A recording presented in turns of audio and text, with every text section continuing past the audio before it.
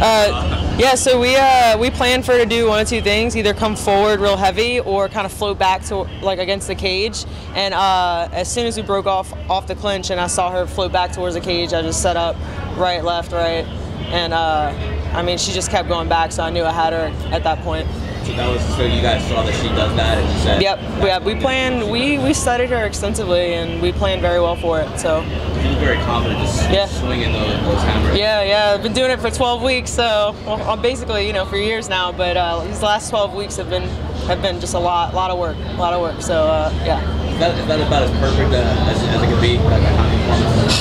I always want better. It would be nice to maybe move a little bit more, move my head a little bit more. But things aren't always planned. But I think it was a great win. Yeah. How did you feel at bantamweight? It seemed like the cut was fine. Everyone was talking about, it might be difficult, but how was everything? I really love that everyone was saying all that stuff because I feel great at 135. It's the fastest I've ever been. It's the strongest I've ever been. As I've been making my descent down to 35, all of my records have been going up. Like all of my PRs, like everything, lifts, running, time, VO2 max, everything is just it's through the roof. It's insane.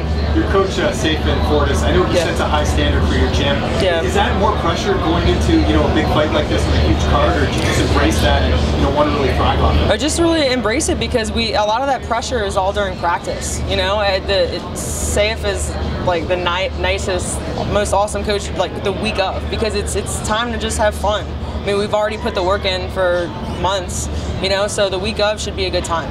Those body kicks early on seem to be working really well. Yeah. Were you getting a lot of body or were you getting some elbow? Because you kind of went to the hands after that. I'm not quite sure what you mean. They seem like they were landing pretty good, but I'm asking you if they were. Oh, to me or to her? She hit me with a body shot. The ones you were hitting. Oh, the one I was throwing. Yeah, we worked a lot of body stuff, a lot of just high and low. It's been a lot of technical sparring just to kind of get an emotion off of flow. I don't want to keep throwing a head kick. She's going to keep her hands up if I keep doing that. So we wanted to constantly go high and low. Just keep her guessing. It was tough initially. I've been working with the UFC Performance Institute, and it's been 12 weeks. I mean, I was running almost 30 miles a week. Just because we just didn't have that much time to slowly descend. Now we have a little bit more time. I have a really good regimen, and it's going to be a lot easier. But initially, it was pretty rough. I wasn't used to running that much for a camp. So the first 4 weeks, I was so sore all the time. I mean, my legs and my back and all that stuff.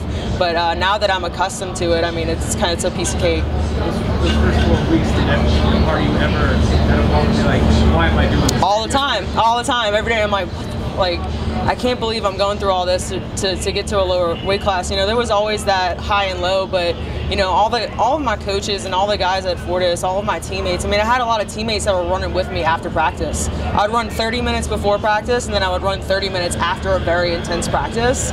And I had guys on the treadmill with me. And now most of the guys just do it. It's just a part of their regimen. So I've had a really good support system, and I think that's what's kept me going this whole time. Is 135 a permanent move, or are you going to go back and forth? As of right now, I've been telling a lot of people we're willing to go up and down, but 135 is just, it feels right for me. My body feels the best, athleticism-wise, athletically-wise at 135. So we're looking forward to being at 135 for a while. After the show, was it your choice to go down, or did the UFC give you the fight at 135? How did that No, it was never predetermined. It was kind of something that I talked about with my coaches, and we saw that there was a little bit of room, there was a little bit here and there to lose, and there's nothing wrong with being leaner and stronger. So I think it was an awesome choice for us. What do I lose? What did I lose? I haven't lost any strength. I've actually gotten stronger. Yeah, my strength and conditioning coach, Mike Chiasson, he's been recording all my numbers, and these last few weeks, as I've been making my descent, my numbers have gotten higher. I mean, my cardio, my endurance, my strength, it's gotten higher.